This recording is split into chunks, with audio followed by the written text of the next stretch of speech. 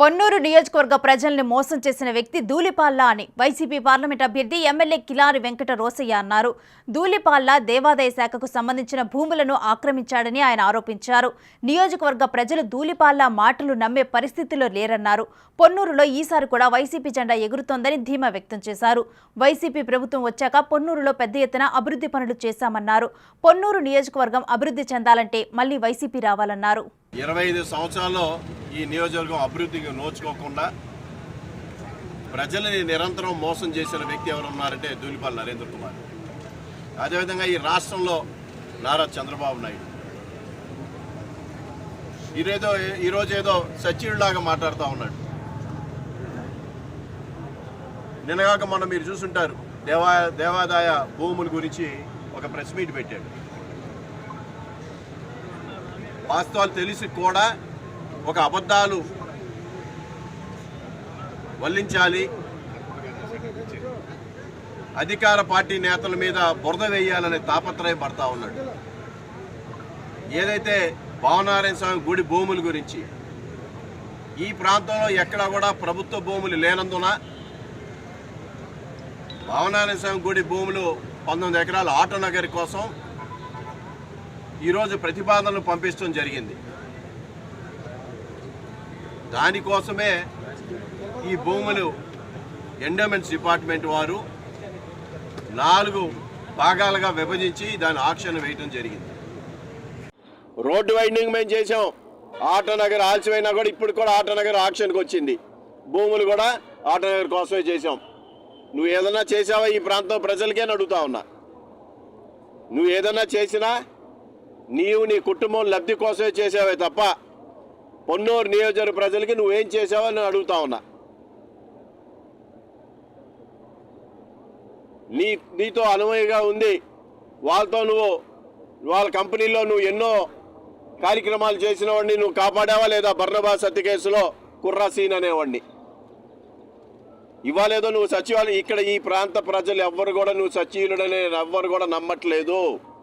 నువ్వు ఎన్ని రకాలుగా ఎన్ని ప్రయత్నాలు చేసి బురదేసి కార్యక్రమాలు చేసినా కూడా ఈ ప్రాంత ప్రజలు ఎవరు నమ్మే స్థితిలో లేరు అని చెప్తా ఉన్నా. సిగ్గుందా కనీసం నీకు? ఈరోజు నువ్వు నీ కంపెనీ తరఫున బోనస్లు అనౌన్స్ చేసావు. మరి ఇదే బోనస్లు ప్రతి సంవత్సరం వచ్చిన బోనస్లు నువ్వు ఇచ్చావా?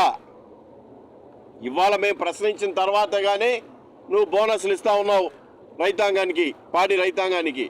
నువ్వు గతంలో ఎందుకు చేయలేదని అడుగుతా ఉన్నా. గతంలో ఎన్నో సంవత్సరాలు పాడి సొసైటీలకు ఇవ్వాల్సిన బోనస్లందరినీ ట్రస్ట్కి మార్చుకుని ఆ డబ్బులని తిరిగి ఆ సొసైటీలకు ఇవ్వాల్సిందిగా నేను డిమాండ్ కొడతా ఉన్నా.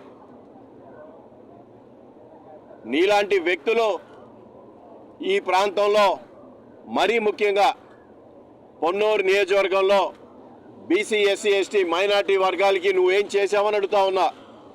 మైనార్టీల మీద నువ్వు దాడి చేయలేదా? మైనార్టీ షాపుల మీద నువ్వు దాడి చేయలేదా?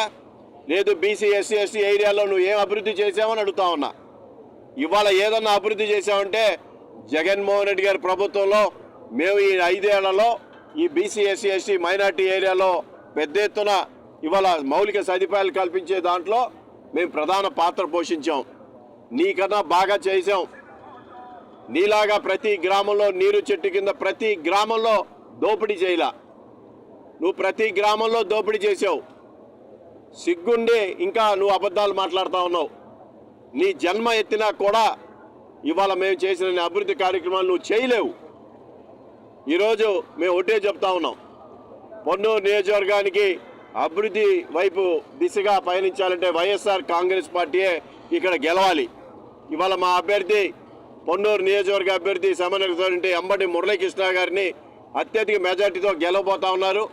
నువ్వు ఎన్ని కళలు కన్నా సరే మళ్ళీ ఇక్కడ వైసీపీ కాంగ్రెస్ జెండానే ఎగరబోతుందని చెప్పి ఈ సందర్భంగా తెలియజేస్తా ఉన్నా. మీరు మంచి క్వశ్చన్ వేశారు. కరోనా టైంలో వాలంటీర్ వ్యవస్థ, ఏఎన్ఎం వర్కర్స్, ఆశా వర్కర్స్ అందరూ బ్రహ్మాండంగా పనిచేశారు. ఆ సేవలు కూడా మర్చిపోయారు చంద్రబాబు నాయుడు. ఇవాళ వాలంటీర్ సేవలు ఆ రోజు కోవిడ్ టైంలో ఎవరు కూడా కనీసం ఒక ఇంట్లో ఉన్న కుటుంబ సభ్యులే ఒకరు కూడా పలకరించలేని సమయంలో వాలంటీర్ వ్యవస్థ కానీ, ఆశా వర్కర్స్ కానీ, ఏఎన్ఎం వర్కర్స్ కానీ బ్రహ్మాండంగా ప్రజలకి అందుబాటులోకి వెళ్ళి ధైర్యంగా అందుబాటులోకి వెళ్ళి సేవ చేశారు. సో చంద్రబాబు నాయుడికి ఇలాంటి అవసరం లేదు. ఆయనకు ఒక అభద్రతా భావం. అలాంటి వ్యవస్థ బ్రహ్మాండంగా వాలంటీర్ వ్యవస్థ జగన్మోహన్ రెడ్డి గారు పెడతమే ఒక గొప్ప విశేషం.